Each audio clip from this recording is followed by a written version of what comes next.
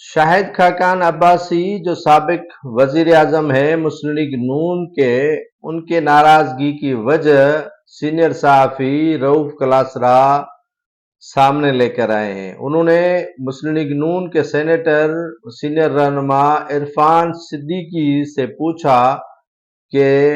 شاہد خاقان عباسی آپ کے نزدیک کیوں نہیں آ رہے، میاں صاحب سے کیوں ان کی نہیں بن رہی ہے، استقبال میں بھی شامل نہیں تھے، اجلاس جو سینئر رہنماؤں کا ہو رہا ہے ان سے بھی غیر حاضر ہیں، تو ان کی وجہ کیا ہے؟ تو عرفان صدیقی نے دو ٹوک الفاظوں میں کہا کہ اس کا مجھے کوئی خاص علم نہیں ہے۔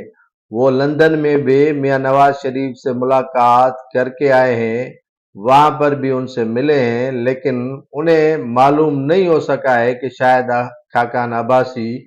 کی اصل ناراضگی کی وجہ کیا ہے، جس پر سینئر صحافی رؤف کلاسرا نے عرفان صدیقی کو بتایا کہ مجھے جتنا معلوم ہے کہ اسٹیبلشمنٹ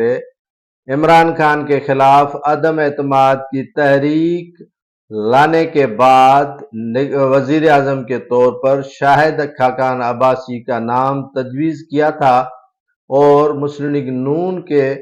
سربراہ میاں نواز شریف کو یہ نام بھیجا گیا تھا کہ شاہد خاقان عباسی کو ہم نے وزیر اعظم کے لیے نامینیٹ کیا ہے، آپ اس کی رضامندی ظاہر کر دیں، جس پر میاں نواز شریف نے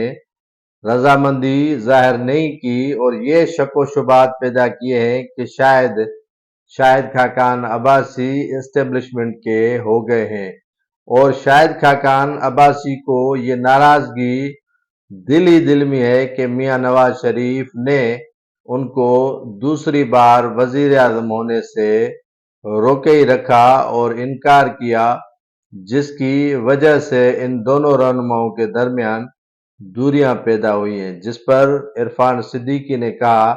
کہ آپ بڑے شرارتی ہیں، اس پر میں کوئی بھی کمنٹس نہیں کروں گا۔